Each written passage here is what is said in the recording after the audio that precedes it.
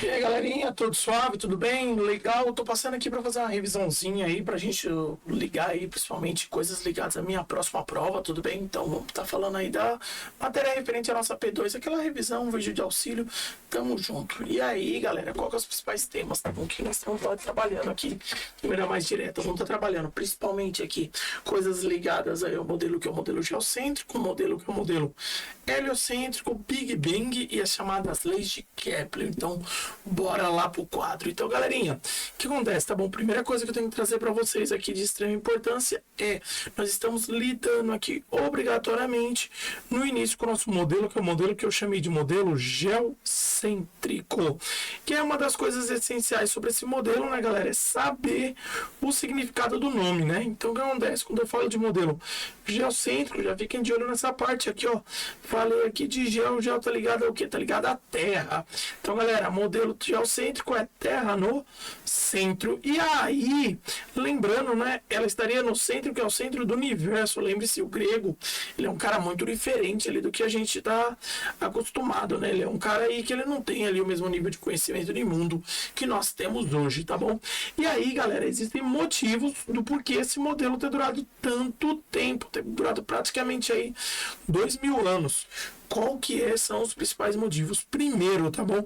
A influência de um dos seus principais aperfeiçoadores e criadores, né? Que é um cara chamado de Aristóteles. Então, galerinha, Aristóteles era um cara extremamente influente na Grécia.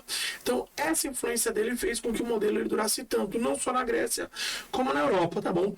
Além de Aristóteles, galera, temos que ficar de olho ali na influência da igreja, que é a igreja católica, tá, galera? A igreja católica, ela é uma instituição de muito poder durante a Idade Média. Então, esse poder, ele fica praticamente ali representado pelo quê? Justamente nessa coisa dela guiar corações e mentes, né? Ela ficar ali dependendo de maneira direta e muitas vezes até agressivo, o modelo que é o modelo geocêntrico, tá, galerinha? Além da Igreja Católica, não podemos esquecer que temos ali a influência, que é a influência das observações, né? Então, galerinha, era meio difícil você defender um modelo heliocêntrico sabendo que quando você observa pela manhã, o Sol nasce desse lado e esse outro.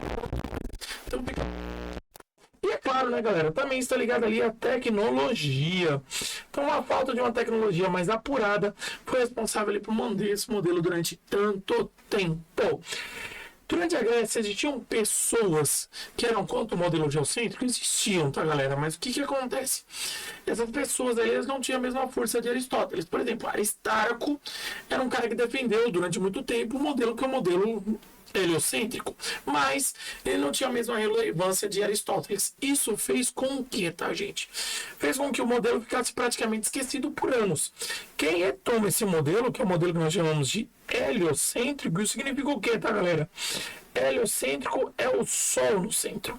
Quem retoma esse modelo lá na Idade Média é um cara chamado de Nicolau Copérnico. Galera, o responsável aí pela revolução, que é a Revolução Copernicana. Nicolau Copérnico, galera, ele faz o quê, tá? Ele pega e ele era um monge copista, ou seja, um cara que era responsável por fazer cópias de Bíblias e de outros livros, tá? E aí ele faz o quê? Ele traz esse modelo do Aristarco escrito num livro. E nesse livro ele defende ali diretamente o modelo que é o modelo heliocêntrico. Muitas pessoas leram esse livro. E as pessoas que leram esse livro viram uma outra maneira de explicar os fenômenos que ocorriam no céu. Uma das pessoas, que eu julgo ali a mais relevante a ler esse livro, é um cara chamado de Galileu Galilei. Galerinha, Galileu Galilei, ele resolve fazer o quê? Ele resolve ler o livro e ensinar sobre esse livro. Só que Galileu também ele é considerado o quê? O primeiro físico experimentalista. O que seria ele o primeiro físico experimentalista? Ele não ficava só na beleza da teoria, ele experimentava, então ele levava isso para teste. E aí tá um detalhe extremamente importante. Por quê? Quando Galileu Galilei leva para sua teste, ele faz uso de um instrumento que ninguém até aquele momento tinha usado. Qual que é o instrumento? Uma coisa que nós chamamos de luneta. Usava-se a luneta para para guerra, para ver os exércitos chegando mais cedo, entendeu? Mas agora com objetivos, são objetivos astronômicos, Galileu é o primeiro a trazer isso pra gente, tá? Que aí ele faz o quê? Ele observa algumas coisas no céu que vão contra o modelo, que é o modelo geocêntrico. Uma das coisas é, ele observa que existem luas, ou seja, satélites, que são satélites naturais, em Júpiter. Então o que acontece, galera? Quando ele fala que existem luas em Júpiter, então a gente já pode deduzir o quê? Que existem coisas que giram em torno de outras coisas e não a Terra. E o modelo geocêntrico ele defendia o quê? Que tudo girava em torno da Terra. Além disso, ele vai e observa a nossa Lua. E ele vê que a nossa Lua tem o quê? A nossa Lua ela tem crateras. Além dela ter crateras, dá para observar bem que ela tem ali relevos, ou seja, tem montanhas. E galerinha, isso diria que a Lua não é algo tão diferente do que a Terra, tá bom? Então ele tem montanhas, olha que coisa. Isso traz pra gente o quê? Traz principalmente essa visão de que a Lua não é tão diferente da Terra. Fora isso aí, vem um dos golpes que eu nos falo, são os golpes fatais, não é? Um dos especiais de Galileu, que foi o quê? Observar Vênus. E observar que Vênus, tudo bem, a famosa estrela da alvorada, né, o nosso segundo planeta do sistema solar, ele tem o que? Ele passa por fases. Se ele passa por fases assim, a Lua, quer dizer que ele é iluminado por um outro astro. Ou seja, tem alguma coisa que ilumina ele. E aí você fala, professor, o que é essa coisa para iluminar ele? Só pode ser quem? Só pode ser o Sol. Então o Sol ilumina Vênus. Isso para Galileu é direto. O Galileu ele olha isso e fala, pô, não tem como mais eu manter ali uma ideia, que é a ideia do modelo, que é o modelo geocêntrico. Ele poderia ter ficado quieto, ele poderia ter ficado de boa, mas não. Galileu resolveu fazer o quê? Ele resolveu levar isso para o Papa. Sim, o principal líder da Igreja Católica. E aí, ao contar para ele, o Papa ele dá duas opções para Galileu. Que ele fique ou em prisão domiciliar o resto da sua vida, ou Galileu faça o quê? Que ele vá em praça pública e ele diga que tudo que ele ensinou até o momento, tudo que ele falou está errado. Ele poderia ter ido, na verdade, para a fogueira, ou ficar em prisão domiciliar o restante da vida, caso ele negasse as ideias que ele estava ensinando. Galileu não foi muito bobo, ele decidiu fazer o quê? Negar. E aí, qual foi o destino de Galileu? Galileu, tá, galerinha?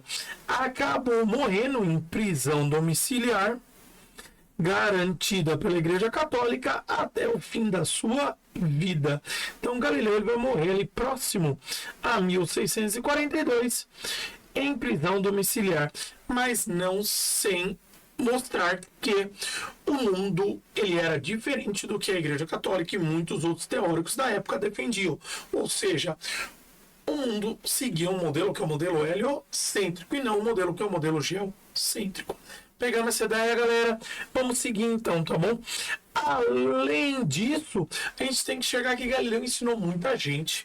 Como Galileu ensinou muita gente, galera, agora a verdade não podia mais ser silenciada. Era impossível, basicamente, silenciar a verdade. Por quê? Porque a gente sabia agora que sim, o modelo correto era o modelo heliocêntrico. E aí, senhores, abre todo espaço para quem trabalhar? Para um cara chamado de Johannes. Então, nesse caso, estou falando para vocês de Johannes Kepler. Trazer o que para a gente? Estudar um modelo que é o modelo heliocêntrico e defender algumas questões extremamente importantes, principalmente o que? Qual era o formato das órbitas? Por quê? Quem defendia as órbitas, nesse caso, que giravam em torno do Sol, para Copérnico, tá? Essas órbitas, elas tinham um formato que era o formato de um círculo. Então, ele defendia órbitas que eram órbitas circulares. Mas o que vai acontecer? Johannes Kepler, no alto da sua pesquisa, ele vai e observa que, na verdade, o formato, que era o formato dessas órbitas, era um pouquinho diferente de um círculo. Professor, mas quão diferente? Ela não era um formato que era um formato que era circular. Ele defendia que eu tinha órbitas que eram órbitas elípticas. Professor, o que é uma órbita elíptica? É aquelas que seguem um formato que nós chamamos de elipses, tá, galerinha? Professor, o que é uma elipse? Gente, o elipse ela vai ser o quê? Ela vai ser um círculo, mas um pouquinho mais arredondado, tá? Ela vai ser um círculo que ela vai fazer esse formato aqui, ó. Ela é um pouquinho mais arredondada, tá, gente? Isso é uma elipse. E aí ele acreditava que o quê? Ele falava pra gente que aqui no centro não, perdão, no foco, você tinha o Sol, então tava aqui o Sol bonitinho, e girando ao redor dele você tinha o quê? Você tinha os planetas. Então, essa é chamada também como a primeira lei de Kepler. Galera, a primeira lei de Kepler só diz uma coisa para nós, que o formato das órbitas dos planetas tem o formato de uma elipse, com o Sol em um dos seus focos. Essa é a primeira lei de Kepler. Para a época, isso é praticamente uma revolução. Você sugerir formatos, seriam formatos diferentes dos formatos seculares. Ele não sugeriu, como ele provou. Por quê? Kepler era um astrônomo extremamente competente. E ele acabou fazendo o quê? Colhendo dados que defendiam a sua visão. Então você tinha ali o apoio de vários dados que mostravam que as órbitas eram elípticas. Professores, eram elipses gigantescas? Não. Por exemplo, os 4 planetas são os 4 planetas rochosos, tá bom?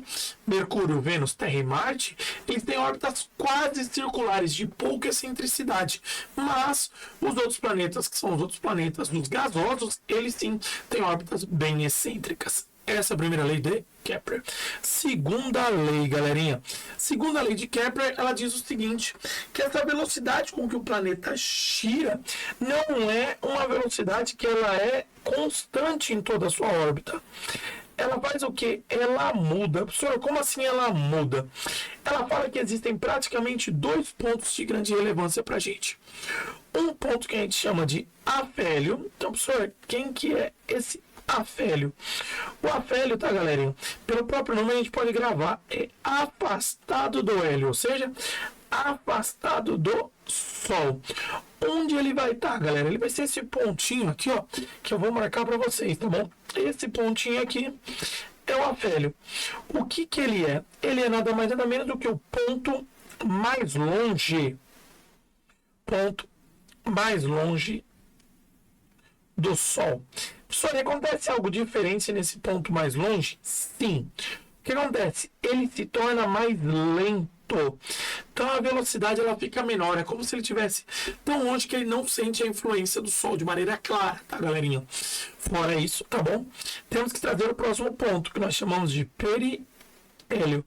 Qual que é a ideia do perihélio, galera? O perihélio, ele é esse ponto aqui, ó. Esse ponto aqui bonitinho, que ele tá perto do Sol. Então ele é o perihélio. Ele é o ponto mais próximo do Sol. Professor, sendo o ponto mais próximo, ele tem alguma diferença? Vai acontecer algo diferente nele? Vai sim, galera. No ponto mais próximo, o que vai acontecer é que a velocidade com que ele translada que eu estou falando gira em torno do Sol. Ela se torna mais rápida. Então, o que acontece? Ele passa mais rápido quando ele está perto e ele passa mais lento quando ele está longe. Belezinha, galerinha? Esse é o perihélio e essa é a segunda lei. E a terceira lei, maravilhosa, nós chamamos ela do quê? É a lei dos períodos. Professor, o que é o tal do período? Gente, o período é nada mais nada menos do que a duração do ano. E aí, qual que é a ideia? Quanto mais longe o planeta está do Sol, maior é a duração do seu ano. Olha lá, quanto mais longe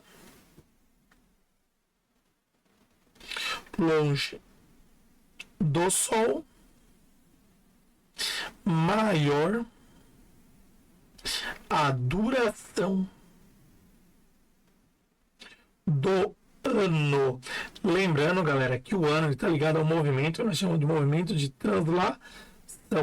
Então, nesse caso, quando eu falo para vocês da translação, é o tempo que leva para a Terra dar a volta em torno do Sol. Não só a Terra, como também os outros planetas. É o tempo que leva para ele dar a volta em torno do Sol. Então, o que acontece? Quando o planeta está muito longe, ele leva mais tempo.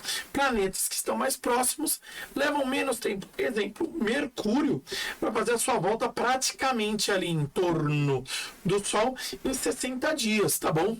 Vênus ali vai ter um tempo de aproximadamente 200 dias. A Terra, 365 dias. Marte, tá vendo que já é mais que a Terra? 400 dias aproximadamente. Dali para frente você vai ter o quê? Você vai ter anos terrestres. Então você vai ter Júpiter ali com praticamente 18 anos terrestres. Você vai ter Saturno também tendo praticamente ali 27 anos terrestres. E quanto mais longe está o planeta, maior vai ser a duração do seu ano. Ou seja, mais tempo vai levar para ele pegar e dar a sua volta. Pegamos esse rolê, galerinha, lindamente, essa chamada lei de Kepler. E agora eu trago para vocês, para a gente fechar nosso conteúdo bonitinho, a ideia principal ali sobre a criação do universo.